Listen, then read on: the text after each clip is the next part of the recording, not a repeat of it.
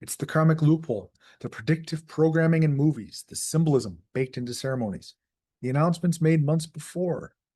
It's not sloppy foreshadowing, it's disclosure. They show you enough that you can't claim ignorance. And when you see it but do nothing, they take it as consent. That's why every psyop feels half real, half scripted, because it's both. It's ritual theater for a world that still hasn't realized it's the audience. Social media psyops are more subtle, but no less lethal. Bot armies, troll farms, algorithmic manipulation are deployed to polarize society until neighbors see enemies instead of allies.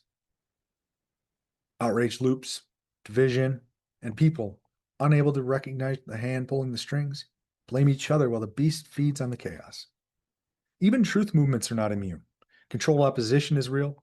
Create a conspiracy, flood it with noise, then ridicule anyone who questions.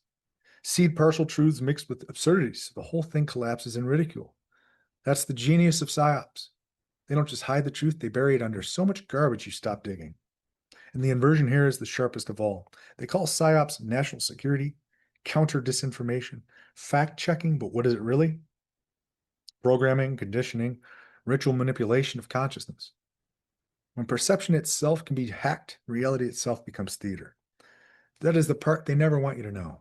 There is a way out, but it doesn't look like a revolution with guns. It doesn't look like storming palaces. The exit isn't external, it's internal. The system only works because you feed it. You give it attention, you give it obedience, you give it belief. And the moment you stop feeding it, the spell begins to break. That is why awakening is so dangerous to the powers that be. Not because awakened people vote differently or buy different brands. They stop playing. They stop applauding. They stop worshiping the false gods.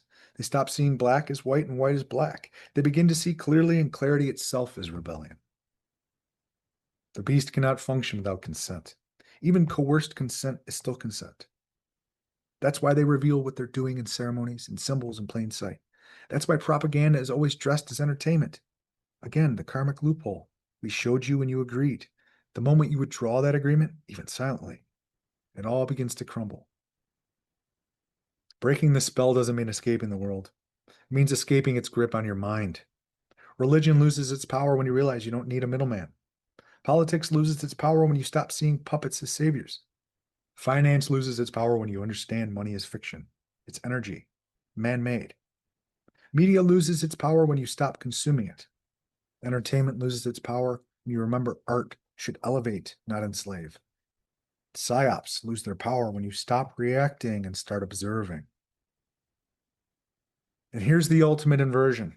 The beast isn't eternal. It's parasitic. It can only live as long as you keep feeding it.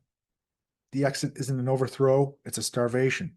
It's choosing awareness over distraction, sovereignty over obedience, truth over narrative. Realizing you don't need their stage anymore, you can walk off it anytime. The apocalypse doesn't mean the end of the world, it means unveiling, pulling back the curtain, taking off the mask, seeing the beast for what it is, and refusing to bow. And once enough people do that, the spell breaks for good. The beast starves, the chains break, and humanity remembers it was never meant to serve the system. It was meant to create beyond it.